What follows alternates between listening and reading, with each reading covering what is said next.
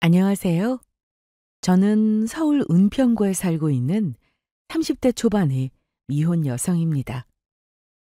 문득 달력을 보니 내일이 저의 결혼식 날이라고 표시가 되어 있더라고요. 올해 가장 중요한 그리고 살면서 제가 가장 설레고 기대했던 이벤트가 바로 이것이었죠. 하지만 저는 내일 결혼식장에 가지 못하게 되었습니다. 지금으로부터 6개월쯤 전에 결혼을 하려고 마음을 먹었던 예비 신랑과 파혼을 하게 되었거든요. 이 세상에 사연 없는 파혼은 없다던데 저의 사연인 것을 감안하더라도 제가 겪었던 일은 너무나 황당하기 짝이 없는 일이었습니다. 벌써 몇 달이나 지난 일인데도 지금도 그때 일만 생각하면 분통이 터져서 이불킥을 하며 자리에서 벌떡 일어날 정도로요. 저 혼자만 그런 거면 다행이었죠. 저희 부모님도 그때의 이야기만 나오면 그 정신 나간 놈이라며 욕을 하시고는 합니다. 상대는 제 예비 신랑이었죠. 대충 어떤 일이 있었는지 짐작이 가시나요? 상대방이 저지를 수 있는 수많은 귀책 사유 중 제가 겪었던 일은 바로 예비 신랑의 바람이었습니다. 그것도 심지어 상대가 여럿이었죠. 철석같이 믿었던 그 인간에 대한 신뢰가 와장창 깨지면서 저는 이제 의도치 않은 비혼주의가 되었습니다. 이제 아주 남자라면 지긋지긋하더라고요. 혹시 결혼을 준비하고 계시는 분들이 있다면 부디 저와 같은 일이 없기를 바라면서 제 사연을 들려드릴게요. 저는 동갑내기인 남자친구와 대학교 동아리 모임에서 만났습니다. 저희는 같은 학교의 다른 과 학생이었죠. 하지만 그때 바로 사귀었던 것은 아니고 졸업한 후에 후배들 격려 차원에서 동아리 오비 모임에 갔다가 다시 만나 그때부터 사귀게 된 케이스였습니다. 사귀기 시작한 지 3년이 지나면서 이제는 결혼 준비를 시작한 커플이 되었고요. 남자친구를 묘사하자면 그냥 주변에서 흔하게 볼 수 있는 사람이라고 할 수 있었습니다. 특별히 모난 구석도 없고 남달리 잘난 구석도 없는 정말 평범한 사람이요. 튀는 행동이나 유별난 것들을 싫어하는 저로서는 남자친구가 그렇게 평균적인 사람들과 다르지 않은 보통 사람이어서 좋았습니다. 성격도 저와 무난하게 잘 맞았고요. 서로 동갑내기에 같은 학교를 나와서 비슷한 시간과 장소와 추억을 공유한 잘 맞는 커플이었고요. 그리고 저는 어려서부터 간직했던 소박한 바람이 한 가지 있었습니다.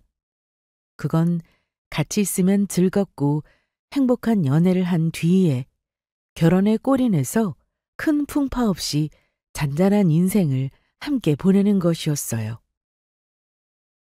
제 성향을 봤을 때 그럴 확률을 조금이라도 높이기 위해서는 저와 비슷한 성향의 무난한 사람을 만나는 게 우선이었죠. 남자친구는 그런 점에서 제가 원하는 연인상에 딱 맞는 사람이었습니다. 그래서 제가 결혼까지도 결심할 수 있었죠. 하지만 이 세상에 단점 없는 사람은 없는 법이죠. 제 남자친구도 마찬가지였습니다. 어디야? 오늘 칼퇴근할 것 같다며. 끝났어? 나 6시 딱 되자마자 튀어나왔지. 지금 벌써 지하철 탔어. 지하철 탔다고? 버스 안 타고 갑자기 왜 지하철을 타? 혹시 어디 가? 내가 얘기 안 했나? 나 오늘 약속 있어. 고등학교 때 친구들 만나기로 했거든. 뭐? 아니, 내일도 무슨 약속 있다고 하지 않았어? 오, 기억력 좋은데? 맞아. 나 내일은 역삼역 쪽에서 와인 동아리 모임 있어. 피곤하지도 않아? 그래. 오늘은 웬일로 일찍 맞춰서 집으로 바로 가나 했다. 너무 늦게까지 놀지 말고 집에 일찍 들어가. 알았지? 알았어. 걱정하지 마. 이따가 자리 옮길 때 내가 연락할게. 사랑해. 저는 완벽한 집순이었어요. 퇴근하고 나면 기가 빨려서 무조건 집으로 직행해야 하고 일단 한번 집에 들어가고 나서는 특별한 용건 없이는 절대로 집 밖으로 나오는 법이 없었죠. 하지만 제 남자친구는 극외향적인 사람이었어요.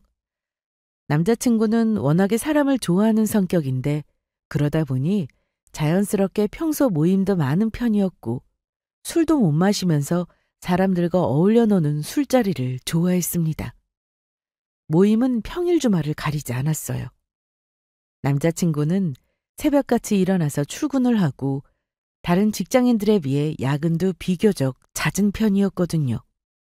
그런데도 무슨 체력이 그렇게 남아도는지 회사 일이 끝나면 주 2, 3회는 언제나 모임이었습니다. 회식이든 간단한 식사 약속이든 그 밖에 뭐가 됐든지 말이에요. 모임만 많았으면 다행이지 심지어 취미까지 많았습니다.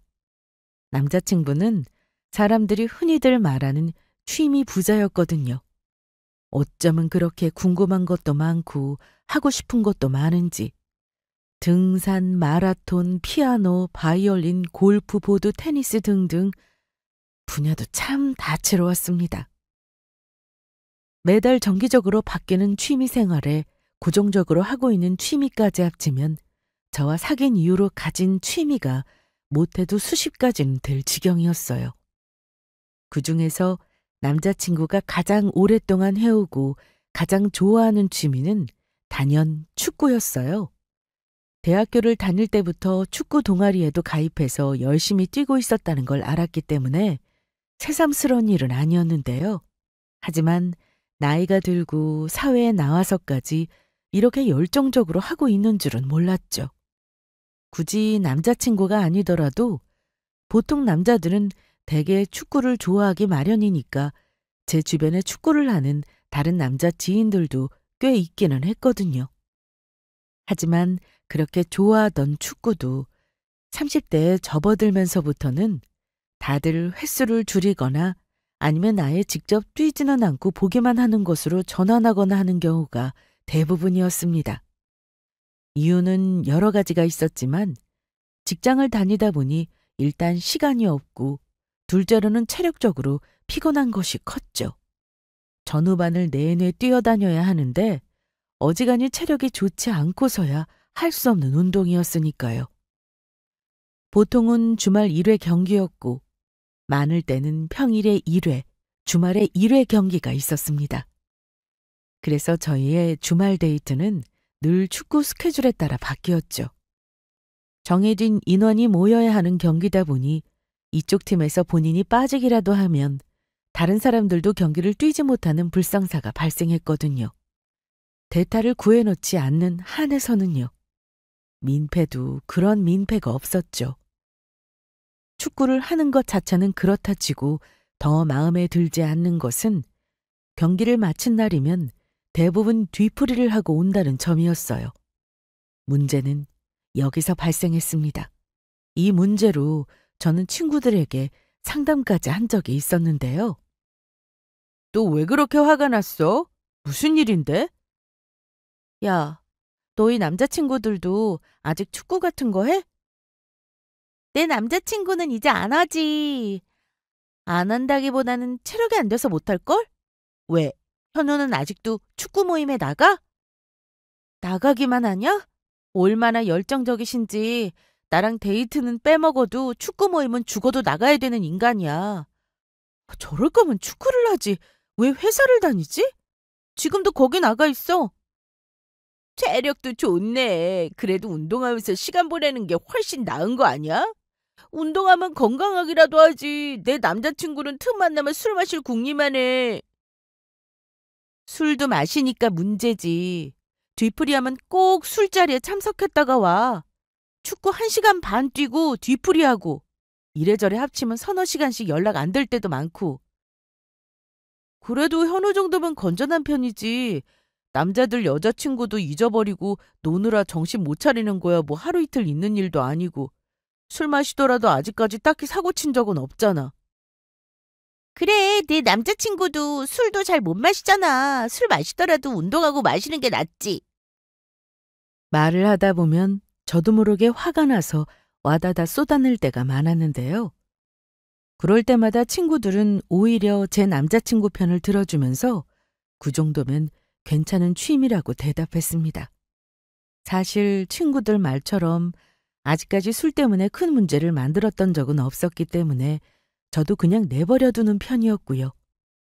마음에는 들지 않았지만 제일 좋아하는 취미 생활만큼은 터치하지 말자 싶어서 그냥 내버려 두었습니다. 그런데 결국 문제가 터지고 말았죠. 평소처럼 데이트를 하기 위해 만났던 어느 일요일, 지각을 한 남자친구가 심지어 다리까지 절면서 나타났더라고요. 뭐야? 자기 다리가 왜 그래? 어디 다쳤어? 어, 나 어제 축구하다가 다리를 조금 접질린 것 같아. 뭐라고?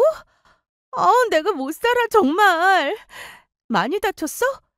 병원은 안 가봐도 되겠어? 괜찮아.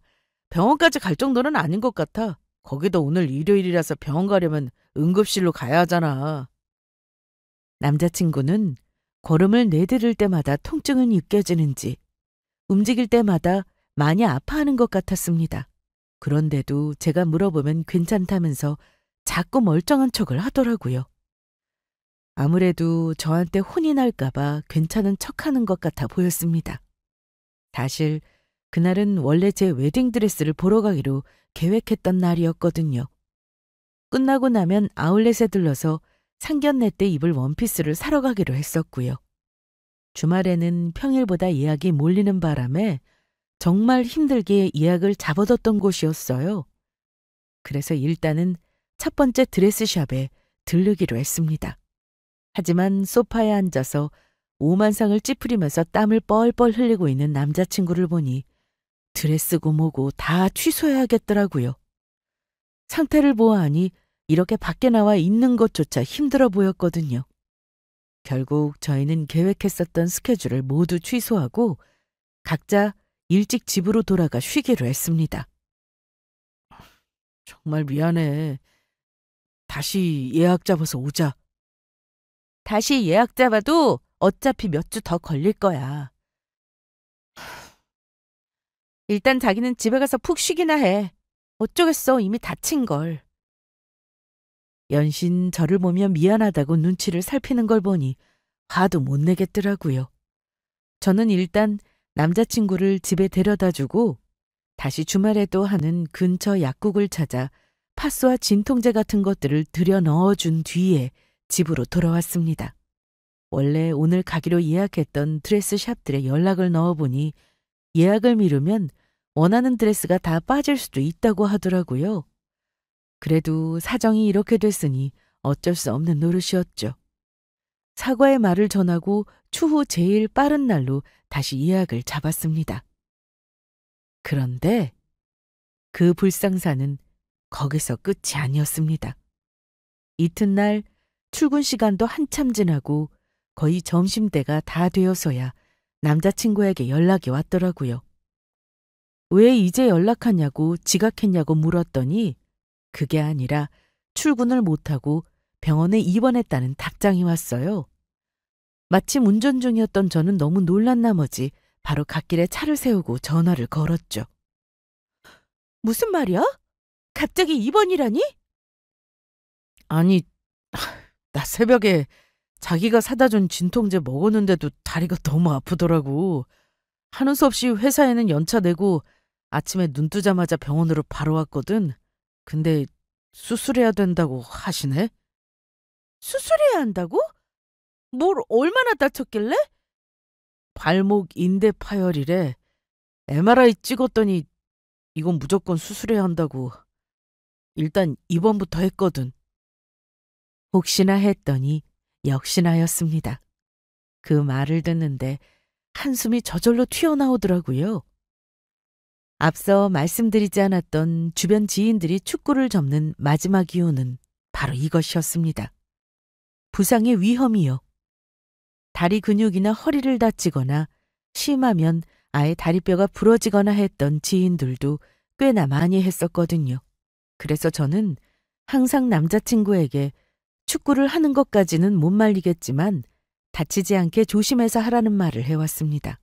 그럴 때마다 번번이 자기는 여태 축구하면서 한 번도 다친 적이 없다며 걱정 말라고 큰 소리를 치더니 결국 이 사달이 난 것이었고요. 내가 그럴 줄 알았어.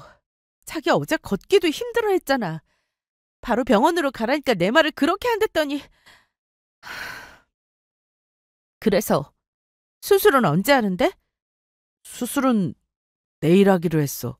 오늘 입원하고 수술하고 한 2주 정도 더 입원해야 할 것 같다고 하시네? 2주나 입원하래? 그리고 깁스도 하고 재활치료도 받아야 한다는데 다음 주에 예약해놨던 것들은 어쩌지? 대충 병원으로부터 전달받은 일정을 들어보니 수술을 한 뒤에 경과를 지켜보기 위해서 2주 정도 입원을 하고 그 뒤로는 4주에서 5주가량 깁스를 하고 다녀야 한다고 했습니다. 그리고 재활치료도 필수적으로 받으러 다녀야 했고요. 남자친구가 걱정하는 건 이 부분이었습니다. 드레스샵부터 시작해서 웨딩 촬영이며 예약해뒀던 결혼준비 스케줄이 전부 다 꼬이게 생겼었거든요. 결혼식 날짜를 못 박아둔 상태였기 때문에 그 안에 모든 준비를 마치려면 시간이 촉박했어요. 이제는 제가 원하는 날짜나 아이템이 아니라 샵에서 남는 날짜 중에 아무 곳에나 들어가고 남아있는 것들 중에 최대한 좋은 것으로 골라야 할 판이었어요. 어쩔 수가 없었죠. 회사 일도 당연히 큰 문제였지만요. 미안해, 나 때문에. 어떡하지? 됐어. 이미 이렇게 된 걸 어떡해. 일단 수술 잘 받고 회복하는 데만 최대한 집중해. 알았어. 그리고 앞으로는 축구는 안 돼. 다리 한 번 다치면 계속 다치기 쉽다며. 다리 다 낫고 나서도 이제 나갈 생각은 하지도 마. 알았지? 결국 언젠가는 이렇게 될 일이었다 싶더라고요. 다쳐서 축구를 그만둔 주변 친구들의 말을 들어보니 일단 한번 다리 수술을 하고 나면 그 전처럼 돌아오기는 어렵다고 했고요. 축구처럼 격한 운동은 당연히 해서는 안 됐습니다. 축구 선수들이야 그게 본업이니 수술을 몇 번씩이나 하더라도 다시 뛰어야 했지만 우리 같은 일반인들이야 그래야 할 이유도 필요도 없었으니까요. 남자친구는 시무룩한 목소리로 알겠다고 대답했습니다. 저는 다시 한번 단단히 약속을 받아냈고요. 그런데 하필이면 내가 지방으로 출장 오자마자 이런 일이 생겼네. 혼자서 불편할 텐데 옆에 누구라도 있어야 하지 않아? 그렇지 않아도 여동생이 자주 와서 들여다보기로 했어. 수술 직후에는 간병하시는 분 쓸 거라서 괜찮아. 며칠 지나면 가족들도 올 거고. 남자친구의 가족들은 모두 저 멀리 지방에 있었습니다. 그나마 여동생이 경기도에 있어서 가깝다고 할 수 있었죠. 문제는 여동생과 남자친구가 평소에 그렇게 다정한 사이가 아니라는 데 있었는데요. 여동생과는 6살 차이로 나이 차이가 많이 나는 데다 원래도 좀 대면대면한 사이라고 들었었거든요. 진짜 괜찮겠어? 자기는 여동생이랑 별로 친하지도 않아서 불편할 것 같은데. 뭐 어쩌겠어. 그리고 어디 중병 걸린 것도 아니고 그냥 다리 수술하는 정도인데 뭐. 거기서 일하기도 바쁠 텐데 나는 신경 쓰지 마. 참, 그리고 자기 출장에서 돌아오는 날이 언제라고 했지? 나? 글쎄, 일이 끝나봐야 알긴 하겠지만 아마 못해도 열흘 정도는 더 걸릴 것 같아. 그때 되면 자기는 이미 퇴원했을 수도 있겠는데? 그러네. 그래도 혹시 일찍 끝나서 나중에 병문안 올 거면 꼭 나한테 미리 연락 좀 줘. 그냥 병원으로 바로 오지 말고. 남자친구의 마지막 당부는 조금 의아한 내용이었습니다. 당연히 저는 왜냐고 되물었죠. 가족들도 있을 텐데 마주치면 괜히 불편하잖아. 뭐 어때? 자기 식구들한테 벌써 인사도 드렸는데 난 괜찮아? 아니야. 내가 자기랑 둘이서만 시간 보내고 싶어서 그러지. 오기 전에 자기 연락 주면 가족들은 내가 미리 내보낼게. 참, 아픈 와중에도 벌써 거기까지 생각했어? 알았어. 전화 꼭 하고 갈게. 별 쓸데없는 생각을 다 했더라고요. 어쨌거나 크든 작든 수술을 한다는데 그래도 마음이 쓰였습니다. 이럴 때 제가 옆에라도 있었으면 뭐라도 도움이 됐을 텐데 싶더라고요. 하지만 여기서는 제가 해줄 수 있는 일이 아무것도 없었고 그저 별일 없이 수술이 잘 끝나기만을 기도하는 수밖에 없었습니다. 그 뒤로 저희는 수시로 전화를 주고받으며 상태를 체크했어요. 남자친구의 수술은 다행히 성공적으로 잘 끝날 수 있었습니다. 그 병원 원장님이 다리 수술을 유명한 분이시라 애초에 잘 될 거라고 하시긴 했지만 그래도 불안하기는 했었거든요. 수술은 잘 됐지만 회복은 더딘 편이었습니다. 제가 전화를 할 때마다 남자친구는 제때 받는 경우가 드물었어요. 몇 시간씩 지나 연락이 와서는 그때마다 너무 아파서 진통제를 먹고 잤다고 하기 일쑤였죠. 얼마나 아팠으면 목소리가 다 죽어가나 싶었습니다. 저는 살면서 크든 작든 수술이라고는 해본 적이 없었기 때문에 고통이 얼마나 심할지 짐작도 가지 않더라고요. 퇴원하고 나면 마시는 거라도 잘 먹여서 얼른 회복할 수 있게 도와줘야겠다 싶었습니다. 그로부터 딱 일주일 후, 저는 생각보다 일정을 빨리 마칠 수 있었어요. 하루라도 빨리 서울로 돌아가고 싶어서 업무 시간 이후에도 잠까지 줄여가며 숙소에 박혀서 열심히 일을 했었거든요. 그전까지는 보통 출장을 떠나면 저녁 시간은 현지에서 맛집을 찾아다니면서 느긋하게 보내고는 했었는데 말이에요. 저는 얼른 올라가서 남자친구를 찾아갈 생각에 들떠 있었습니다. 그리고 깜짝 놀래켜줄 생각에 몰래 병원으로 방문했죠. 하지만 그 전에 미리 확인해 둘 것이 있었습니다. 저는 기차를 타고 서울에 도착하자마자 시치미를 뚝 떼고 전화를 했어요. 응, 뭐 하고 있었어? 나 그냥 누워 있었어. 날씨도 좋은데 너무 답답하다. 자기는? 오늘 일은 다 끝났어? 벌써 다 끝냈지. 나 올라가려면 며칠 더 걸릴 것 같아. 그렇구나. 그 전에 난 먼저 퇴원할 것 같아. 아휴, 우리 자기 너무 보고 싶다. 나도. 오늘은 가족들 안 오셔? 옆에 계셔? 아니, 식구들 아까 이미 왔다 갔어. 잘 됐다 싶더라고요. 미리 전화를 한 건 이걸 확인하기 위해서였거든요. 남자친구가 가족들이랑 마주치면 안 되니까 연락을 하고 오라고 당부를 했던 것 때문에요. 저는 여전히 출장지에 있는 것처럼 얘기하며 아무것도 모른 채 저를 보고 싶다고 하는 남자친구의 말을 듣고는 속으로 키득거리며 웃었습니다. 그리고 전화를 끊자마자 곧장 택시를 잡아 타고 입원해 있는 병원으로 향했어요. 저는 정확한 병실이 어디인지도 모르고 대략 입원한 충수만 알고 있는 상태였는데 그 정도만 해도 사실 병실을 찾는 건 어렵지 않았어요. 대충 문 옆에 적혀있는 이름만 확인하면 됐으니까요. 그리고 드디어 남자친구의 이름이 적힌 병실을 발견하고는 조심스럽게 문을 열었습니다.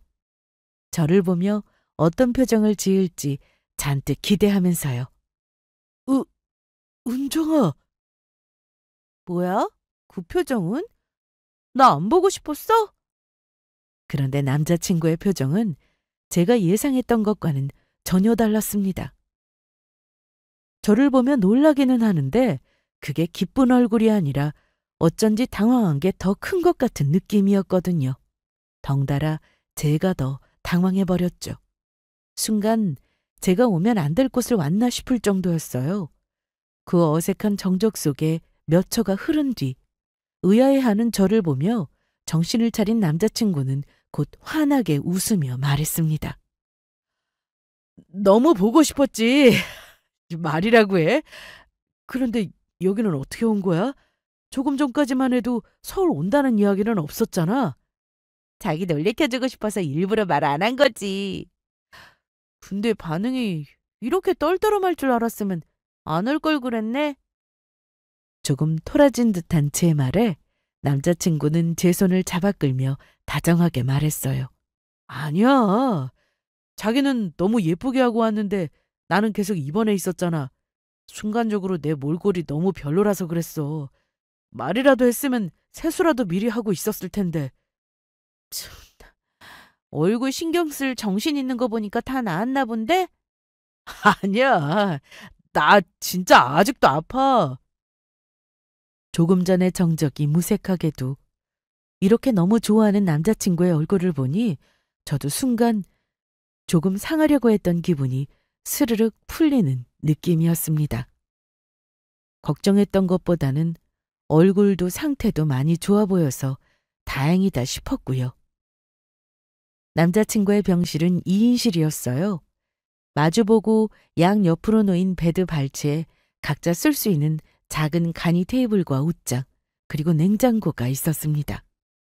옆자리에는 5, 6세 정도로 보이는 꼬마아이가 입원해 있더라고요. 저는 우선 냉장고를 열었습니다. 병원 앞에서 미리 사온 과일들을 넣어두려고요. 그런데 이미 냉장고에는 간식이랑 먹을거리가 한가득이더라고요. 심지어 과일은 먹기 편하라고 예쁘게 깎아두기까지 한 상태였습니다. 그 아래 칸에는 도시락통도 있었는데 핑크색 토끼가 그려져 있었어요. 누가 봐도 여자가 가져온 도시락통이었죠. 이거 도시락 뭐야? 누가 가져다 줬어? 도시락? 아, 그거 내 여동생이 가지고 온 거야. 그래? 도시락까지 싸우고 지극정성이네? 동생한테 잘해야겠다. 그러니까 나도 우유였잖아. 병원밥 맛없다고 간식 같은 거 만들어서 자주 가져다 주고 그랬어. 그다지 친하지도 않은 오빠 도시락을 사서도 아니고 직접 만들어서 가져올 정도면 그 정성이 어디 보통 정성이겠어요?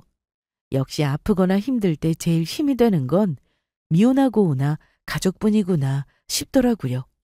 저도 남자친구와 결혼하고 나면 앞으로 그런 가족이 되어 서로를 든든하게 잘 챙겼으면 좋겠다 싶었고요. 저는 먹기 힘들까봐 일부러 씨 없는 샤인 머스켓과 귤처럼 한입거리 과일을 가져왔는데 테이블 한켠에 놓여있던 과도를 보니 여기서 껍질을 벗길 수 있는 과일을 가져왔어도 됐겠다 싶었습니다.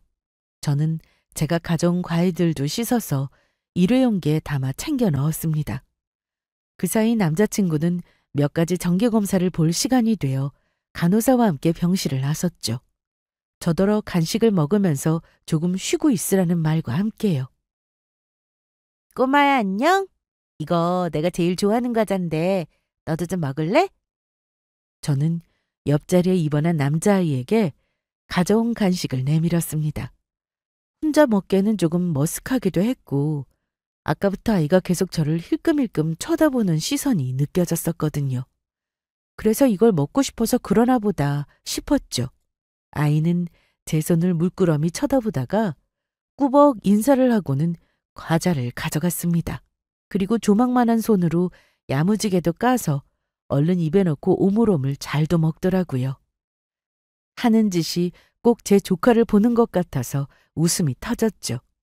하도 잘 먹길래 저는 다른 것도 줄까 싶어서 가져온 비닐봉투를 뒤적거리고 있던 참이었습니다. 아저씨, 여자친구예요? 나? 아마 그럴걸? 요즘 애들은 유치원에 들어갈 때부터 연애를 한다더니 벌써 여자친구가 뭔지도 알고 있나 싶더라고요. 아이의 그 당돌한 질문에 저는 웃으며 대답했습니다. 그런데 그 뒤에 들려온 답변은 너무나 기가 막힌 것이었어요. 아저씨는 능력도 좋네요. 여자친구들 병문안도 많이 오고. 어? 그게 무슨 말이야? 여자친구들? 평소 같았으면 저 어린애가 뭘 알겠나 싶어서 그냥 듣고 넘겼을 이야기였는데 이상하게 그날따라 그냥 지나칠 수가 없더라고요. 저는 들고 있던 과자를 내려놓고 아이를 향해 진지하게 물었습니다. 아이는 제 얼굴을 똑바로 쳐다보면서 여전히 과자를 입에 문 채로 대답했어요. 네, 아까도 왔다 갔는데 매일매일 친구들이 놀러 오던데요? 아까도 왔다고? 그 사람은 여자친구가 아니라 아저씨 여동생일걸? 아니에요. 여자친구라고 했어요. 아이는 단호한 목소리로 대답하며 고개를 좌우로 흔들었어요. 여동생은 다른 사람이라고 하면서요. 애가 여동생인지 여자친구인지 그것도 아니면 그냥 친한 여자인 친구들이 문병을 온 건지 어떻게 알겠냐 싶었습니다. 하지만 그런 생각을 하면서도 제 머릿속에는 문병 오는 사람 하나 없어서 너무 심심하다고 말했던 남자친구의 말이 떠올랐습니다. 친한 여자애들이 문병을 올 수야 있는데 그걸 숨기고 있었던 건 누가 봐도 이상한 일이었죠. 그리고 더 이상한 건 그 다음에 이어진 말이었습니다. 올 때마다 아저씨랑 비밀 이야기한다고 커튼 치고 누워서 한참씩 놀다 갔는데. 뭐? 커튼을 치고 있었다고? 커튼까지 치고 있었다는 말에 저는 저도 모르게 목소리가 높아졌습니다. 의사나 간호사가 진료를 보는 것도 아니고 문병을 온 사람과 커튼까지 치고 있었다는 건 아무리 생각해봐도 말이 안 되는 일이니까요. 네, 근데 여자친구는 한 명인 거 아니에요? 나는 솜이 한 명뿐인데. 여자친구는 원래 한 명인 게 맞지. 그런데 아저씨는 여자친구가 2명이에요. 이상하죠? 아저씨가 그래? 여자친구가 2명이래? 네, 누나까지 합치면 여자친구 3명이에요. 아예 말을 듣고 있는데 진짜 어이가 없어서 눈이 다 튀어나올 정도더라고요. 너무 기가 막힌 이야기를 들어버린 나머지 저는 입을 다물지를 못하고 있었습니다. 제 표정이 계속 심상치 않게 변하는 것을 본 아이가 제 눈치를 보다가 슬며시 과자를 옆에 내려놓을 정도였어요. 그 밖에도 몇 가지를 더 캐물었더니 아이는 순순히 대답을 해주었어요. 남자친구가 입원을 한 이후부터 날이면 날마다 문병을 한답시고 여자가 수도 없이 오고 갔다더라고요. 그중에서 여자친구라고 불리던 여자는 저까지 3명이었고요. 아무래도 어려서 그런지 어른처럼 명확한 설명을 딱딱 해주지는 못했지만 그 정도만으로도 사태를 파악하기에는 충분했습니다. 저는 아이에게 들었던 이야기를 종합해 보았습니다. 그 와중에 계속 미리 병원에 오기 전에 꼭 본인에게 연락을 하고 오라고 신신당부했던 남자친구의 목소리도 배경음악처럼 깔리고 있었고요. 적어도 한 가지만은 명확했어요. 모든 정황을 살펴보았을 때 이 인간이 최소 2명의 여자와 바람을 피우고 있다는 사실을요. 말해줘서 고마워. 그리고 누나가 한 가지 부탁이 더 있는데 나한테 이런 이야기 해준 건 아저씨한테는 비밀로 해줄래? 네, 비밀로 할게요. 저는 아이에게 고맙다고 말한 뒤 부글부글 끓는 속을 애써 진정시키며 남자친구가 돌아오기만을 기다렸습니다. 그리고 그 인간이 다시 병실로 돌아왔을 때는 퇴원한 얼굴로 맞이했고요. 그동안 제가 없을 때의 일을 슬며시 떠보았지만 남자친구의 입에서는 여전히 거짓말만 흘러나왔습니다. 내내 아무도 없어서 너무 심심했다. 내가 와서 너무 좋다. 이런 소리만 반복할 뿐이었죠. 집으로 돌아온 저는 그날부터 남자친구의 뒷조사를 시작했습니다. 저에게 대충 이야기를 전해들은 절친들도 모두 동원되었죠. 마치 본인들이 당한 일이기라도 한 것처럼 저보다 더 흥분해서는요. 저희는 남자친구의 SNS 팔로우 목록과 댓글 목록, 활동 기록을 뒤지는 것부터 시작해서 수상쩍다 싶은 여자들과의 모든 연락들을 다 체크했어요. 그동안 저에게 만났다던 지인들을 통한 확인 전화부터 시작해서 동선 체크며 자동차 내비에 찍힌 주소 확인까지 제가 할 수 있는 일은 죄다 했습니다. 그전까지는 전혀 신경을 쓰지 않아서 몰랐는데 작정을 하고 눈여겨보기 시작하니 정말 이상한 점들이 한두 가지가 아니더라고요. 저에게 말했던 모임 시간대가 자주 바뀐다거나 약속과 약속 사이의 시간대나 빈다거나 하는 것들이요. 저희 커플은 서로 상대의 핸드폰을 열어보는 일은 없었지만 잠금 패턴이 어떻게 해제되는지 정도는 알고 있었거든요. 저는 남자친구가 잠시 핸드폰을 두고 자리를 비운 틈을 타서 핸드폰을 열어 그 안의 내용을 모조리 확인했습니다. 통화 목록부터 시작해서 메신저 대화 기록, 사진첩, 클라우드 내용까지 전부 다요. 결정적으로 덜미를 잡힌 건 음성통화 녹음 파일이었습니다. 전화통화를 시작하면 자동으로 녹음이 시작되도록 기능이 설정되어 있더라고요. 그리고 제가 알아낸 결과는 처참했습니다. 글쎄 그 인간에게는 저 말고도 결혼을 약속했던 여자가 더 있었던 겁니다. 그것도 심지어 2명이나 더 있었죠. 아이가 여자친구라고 말했었던 그 2명이 바로 이 여자들이었던 겁니다. 마침 제가 출장으로 서울을 비우고 있었으니 얼마나 좋은 기회라고 생각을 했겠어요. 거기다 옆자리는 딱 봐도 아무것도 모를 것 같아 보이는 어린아이였으니 전혀 신경을 쓰지 않은 거고요. 그래서 그 2명을 번갈아 가며 병원에 불렀던 겁니다. 핑크색 토끼 도시락통의 주인공도 아마 그 여자 중 한 명이었겠죠. 간 크게도 바람을 피우고 있는 그 여자친구들 중 하나는 심지어 같은 회사에 다니고 있는 직장 동료였습니다. 저도 여러 번 들어본 이름이었고요. 남자친구의 입에서 아무렇지도 않게 자주 나오는 이름이었어요. 입사 동기라서 엄청 친하게 지내는 사이라고 했었죠. 제가 이상하다고 느끼지 못했던 것은 그 직장 동료의 이름이 중성적인 느낌이었기 때문이었습니다. 언뜻 들으면 남자 이름이라고 착각을 할 정도였죠. 그래서 저도 당연히 남자 동료일 거라고 생각을 했었고요. 심지어 남자친구가 평소에 너무나도 당당하게 오늘은 정연이랑 회사 마치고 술 한잔하고 들어갈 거야 라는 말 따위를 하는데 그게 어떻게 여자일 거라고 생각할 수 있었겠어요? 아마 여자냐고 물어봤어도 남자 동이라고 대답을 했겠지만요. 눈앞에서 끝없이 쏟아지고 있는 명백한 증거들을 보며 저는 할 말을 잃어버렸습니다. 저에게는 그렇게 헌신적이었던 남자친구였는데 그저 모임과 술자리를 조금 좋아하고 취미생활로 조금 바쁜 게 단점의 전부라고 생각했었던 남자친구가 사실은 뒤로는 끝도 없이 다른 여자들을 만나며 바람을 피우고 있었다는 사실이 믿기지가 않았습니다. 워낙 모임이 잦은 인간이니 저 많은 모임들 중에 과연 어느 것이 진실이었는지 아닌지도 이제는 헷갈릴 지경이었어요.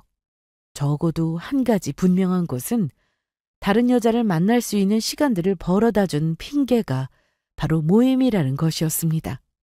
아무리 사람이 마음이 나와 같을 수는 없다지만 남자친구를 일말의 의심조차 없이 믿어줬던 그 오랜 시간들을 저에게 이런 식으로 되갚았다는 게 기가 막힐 지경이었어요.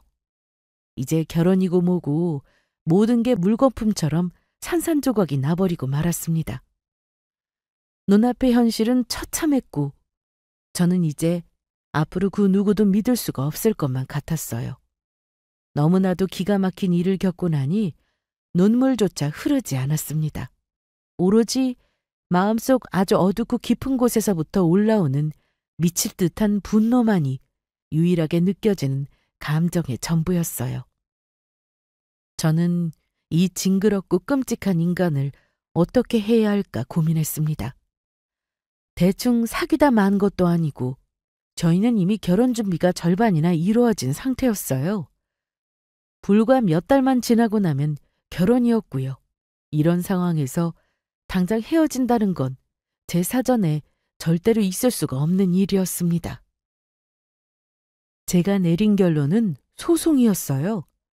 저는 바로 친한 친구를 통해서 그 친구의 오빠인 변호사를 찾아갔어요.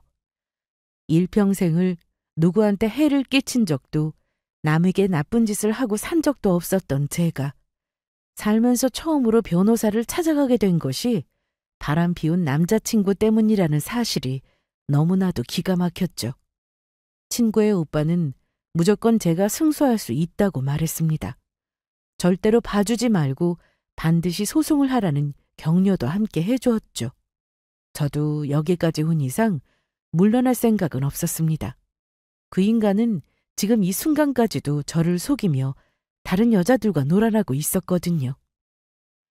변호사의 말로는 저희는 결혼을 준비하면서 이미 많은 비용을 쓰고 있었으니 사실상의 약혼 관계였습니다. 상대방의 일방적인 귀책 사유로 파혼을 하게 되었다면 법적으로 약혼 해제에 따른 손해배상 청구를 할 자격 조건이 된다고 설명해 주었고요. 저는 그 인간 앞으로 소송을 걸면서 그동안 들어갔던 모든 결혼 준비 비용을 모두 청구했습니다.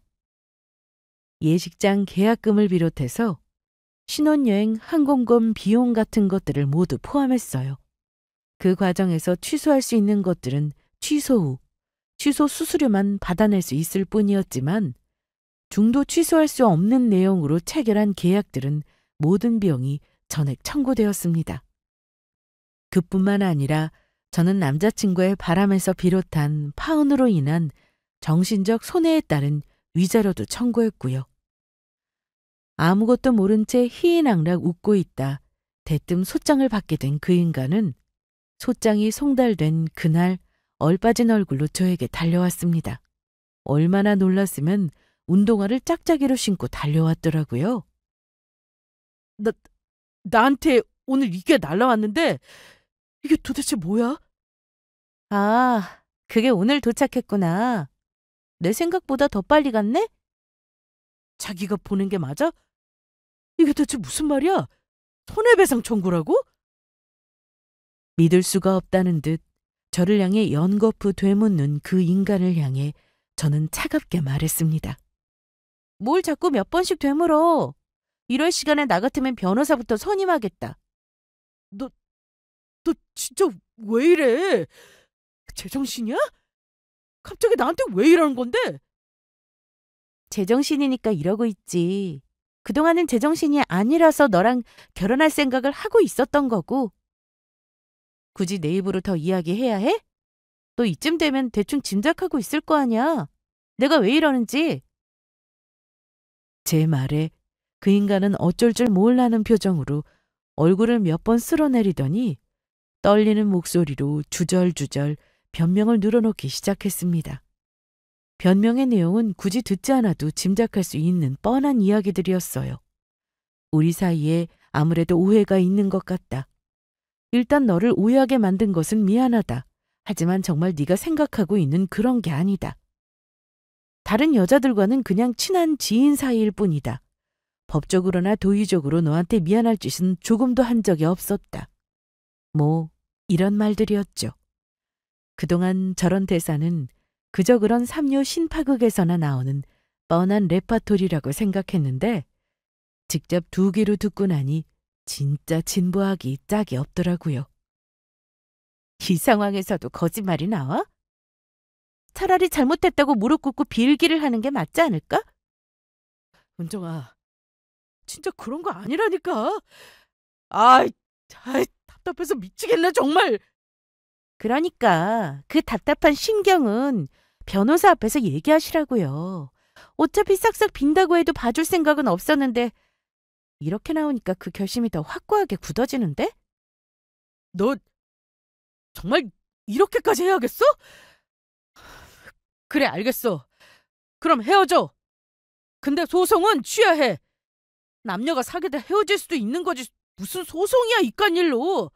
취소 수수료 같은 건 내가 다 알아서 해결할 테니까 소송은 취하하라고. 드디어 본색이 나오더라고요. 마치 네가 그렇게 싫다고 하니 내가 헤어져는 주겠다. 대신에 소송은 취하해라. 이렇게 고압적인 자세로 나오는데 저는 어이가 없는 나머지 웃음이 다 나왔습니다. 저 인간은 아직까지도 사태 파악을 전혀 못하고 있는 것 같더라고요. 내가 누구 좋으라고 소송을 취하해? 거기 손해배상 비용뿐만 아니라 정신적 손해에 따른 위자료까지 청구되어 있는 건 못 봤어? 정 억울하면 너도 맞고서 하던가. 더 할 말 있으면 변호사 통해서 해. 말을 끝낸 제가 등을 돌리자 그 인간은 저에게 달려들었습니다. 이렇게까지 나올 거라고는 생각도 못했었는데 다행히도 바로 옆에 저희 아파트 경비분이 서 계셨거든요. 한달음에 달려와서 남자친구를 저에게서 떼어놓으시고는 경찰까지 불러주셨어요. 인간이 궁지에 몰리면 무슨 짓을 할지 모른다더니 저는 그 인간의 밑바닥을 이번에 경험하게 된 셈이었죠. 이 일을 알게 된 부모님도 당연히 난리가 났습니다. 한동안 아버지와 저희 오빠는 번갈아 가면서 제가 출퇴근해서 집으로 돌아올 때까지 매번 픽업을 도맡아 주셨고요. 그리고 며칠 후 그 인간은 저뿐만 아니라 다른 여자친구들에게서도 비슷한 내용의 고소장을 받게 되었습니다. 변호사를 통해서 다른 여자들에게 연락을 해보니 저처럼 또 다른 여자친구가 있었다는 사실을 전혀 모르고 있었더라고요. 말하자면 그들도 피해자인 셈이었습니다.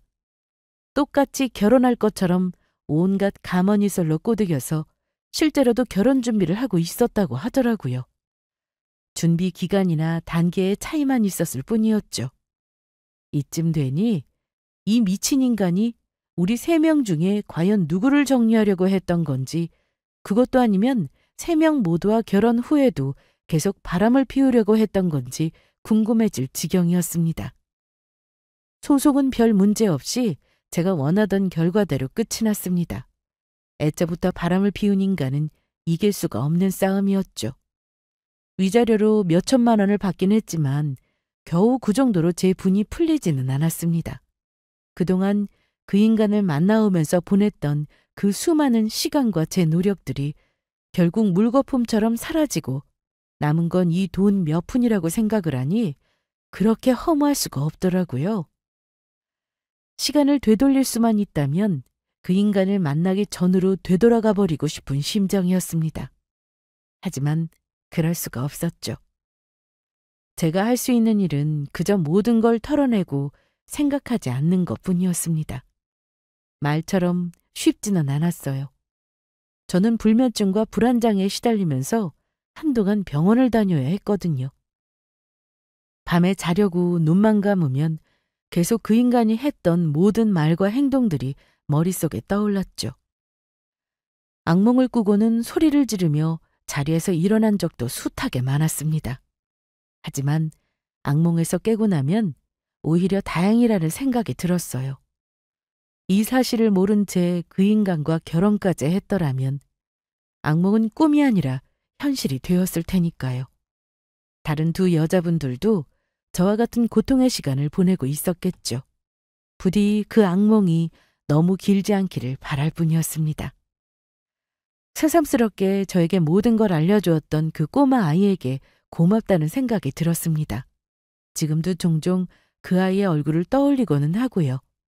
다행히도 저는 지금은 모든 것이 많이 나아졌습니다.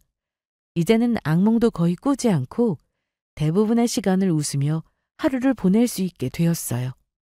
이렇게 시간이 조금만 더 흐르고 나면 나중에는 언제 이런 일이 있었냐는 듯 잊어버리는 날도 오게 되겠죠? 여기까지 들어주셔서 감사합니다.